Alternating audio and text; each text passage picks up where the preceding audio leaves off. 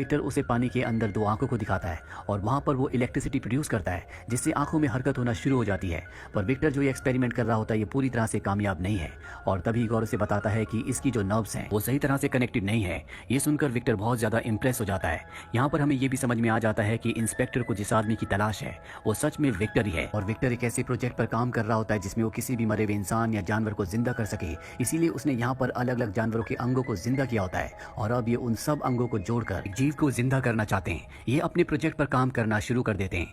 वहीं Victor Igor को एक दिन एक पार्टी में ले जाता है जहाँ पर इगोर लॉरेली को देखता है जिसे वो पसंद करता था। वो उसके सामने जाता है। हालांकि शुरू में वो उसे नहीं पहचानती लेकिन बाद में उसे पहचान जाती है। वो अपनी जान बचाने के लिए इगोर को थैंक्स कहती है। इगोर उसे बताता है कि किस तरह से विक्टर ने उसे ठीक किया और कैसे अब वो उसके साथ काम कर रहा है। साथ ही वो उसे अपना नया नाम भी बताता है जो कि अब इगोर है। विक्टर भी यहाँ पर आ जाता है और वो लॉरेली को बताता है कि किस तरह से दोनों के दोनों एक नए एक्सपेरिमेंट पर काम कर रहे हैं। अगले दिन इन दोनों को दिखाया जाता है जो कि अपने लैब में है और जिस जानवर के अंगों को जिंदा करना चाहते हैं उसके अंगों में ये इलेक्ट्रिसिटी को ट्रांसफर करते हैं जिससे उसके शरीर में हल्की सी हलचल होना शुरू हो जाती है।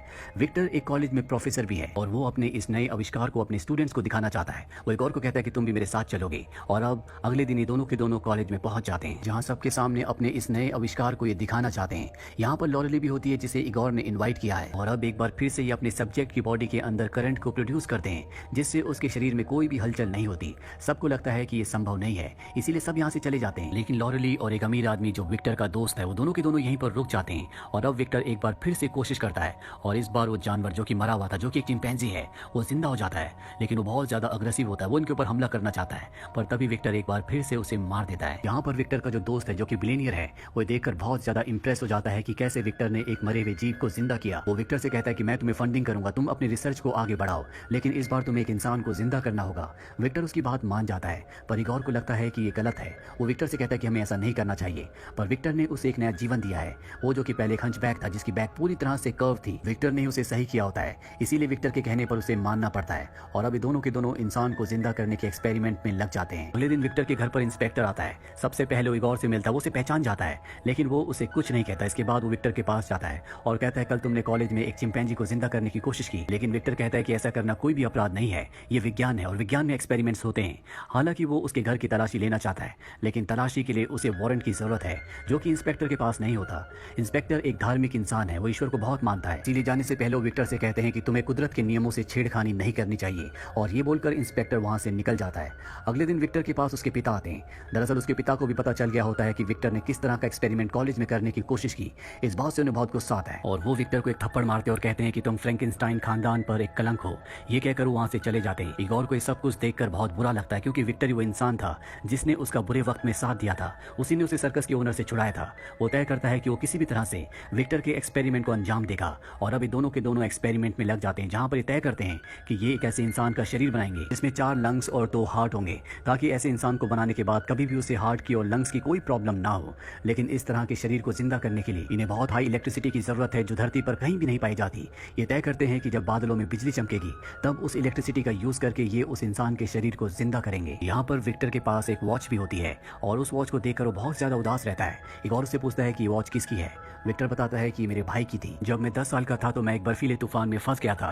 मेरे भाई ने मुझे बचाने की कोशिश की, मैं तो बच गया लेकिन मेरे भाई की मृत्यु हो गई और विक्टर आज भी अपने भाई की मृत्यु का कारण अपने आप को समझता है। अब अगली सुबह दिखाया जाता है जहाँ पर इगोर लॉरेली से मिलने जाता है। दरअसल अब ये दोनों एक दूसरे के बहुत करीब आ गए हैं और जब इगोर लॉरेली के घर से वापस आता है तो वो देखता है कि उनके घर के सामने इंस्पेक्टर है जहाँ पर उनकी लैब है और वो दरवाजा तोड़कर जबरदस्ती अंदर जाना चाहता है जहाँ पर विक्टर है। विक्टर अंदर से दरवाजा नहीं खोल रहा होता। इगोर पीछे के रास्ते से अंदर जाता है। विक्टर वहाँ पर अपनी मशीनों को नष्ट करना चाहता है ताकि वो मशीनें किसी के भी हाथ ना लगे और तभी यहाँ पर इगोर देखता है कि बर्फ में जमी हुई एक लाश है और ये लाश विक्टर के रूममेट की थी जिसका नाम इगोर था और इसी के नाम पर उसने हंचबैक का नाम इगोर रखा था। और अब यहाँ पर इंस्पेक्टर भी आ जाता है जो विक्टर को गन पॉइंट पर ले लेता है लेकिन अब इन दोनों के बीच में हाथापाई होना शुरू हो जाती है जिस दौरान मशीन के अंदर इंस्पेक्टर का हाथ आ जाता है और मौके का फायदा उठाकर विक्टर और इगोर दोनों के दोनों यहाँ से भाग जाते हैं।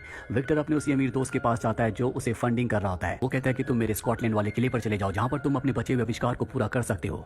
वो इगोर को कहता है कि हमें स्कॉटलैंड जाना होगा और इगोर साफ साफ मना कर देता है क्योंकि उसे लगता है कि विक्टर का जो रूममेट था जिसका असली नाम इगोर था उसे और किसी ने नहीं बल्कि विक्टर ने मारा है। इसीलिए विक्टर के साथ जाने से मना कर देता है जिसके बाद विक्टर अकेला स्कॉटलैंड के लिए निकल जाता है। उसके जाने के बाद उसका जो अमीर दोस्त होता है वो इगोर को बताता है कि उसका जो रूममेट था उसे विक्टर ने नहीं मारा था बल्कि उसकी मौत किसी और वजह से हुई थी और वो ये भी बताता है कि जब विक्टर एक्सपेरिमेंट को पूरा कर देगा तो मैं उसे मार दूंगा। दूंगा ताकि वो आविष्कार मेरे नाम हो जाए। और अब इगोर को सब कुछ पता चल चुका है, इसीलिए वो उसे जिंदा नहीं छोड़ सकता। वो अपने आदमियों से कहता है कि इसे बांधकर पानी में फेंक दो।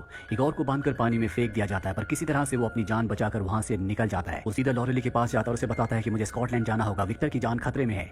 लॉरेली कहती है कि मैं भी तुम्हारे साथ आऊंगी। हालांकि वो ऐसा नहीं चाहता, लेकिन जब लॉरेली जिद करती है तो कहता है ठीक है, तुम भी मेरे साथ आ सकती हो।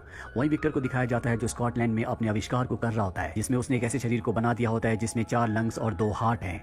अब उसे इस शरीर को जिंदा करने के लिए बहुत ज्यादा इलेक्ट्रिसिटी की जरूरत है, तो बिजली चमकने के बाद ही उसे मिल सकती है। वहीं इगोर को दिखाया जाता है जो लॉरेली के साथ वहां पहुंच चुका है। तो लॉरेली से कहता है कि तुम्हें यहीं मेरा इंतजार करना होगा, मैं विक्टर के पास जाता हूं। और वो विक्टर के पास चला जाता है और तभी बाहर इंस्पेक्टर आता है जो लॉरेली को देख लेता है।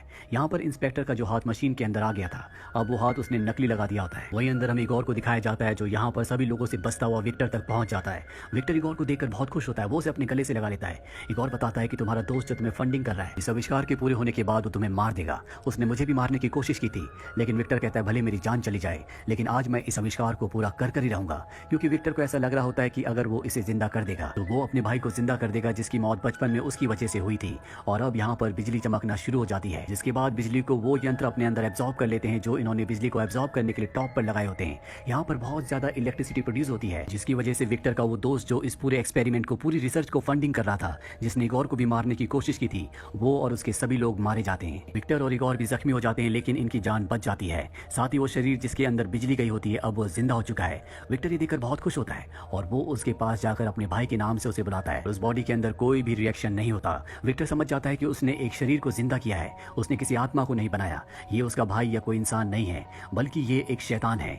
अब यहाँ पर इंस्पेक्टर भी आ जाता है। जब वो शैतान को, उस आदमी को देखता है जिसे विक्टर ने अभी जिंदा किया है, तो वो उस पर गोली चलाता है, जिससे वो पूरी तरह से अपने काबू से बाहर होकर इंस्पेक्टर को मार देता है। ये देखकर इगोर और विक्टर उसके ऊपर हमला कर देते हैं। वो भी उनके ऊपर हमला करता है, लेकिन ये दोनों मिलकर उसे मार देते हैं और इस तरह से ये उस शैतान का अंत कर देते हैं। और इस दौरान बेहोश हो जाता है और जब उसे होश आता है तो देखता है कि विक्टर वहां पर नहीं है और तभी उसके पास लॉरेली आती है। उसे यहाँ पर विक्टर का एक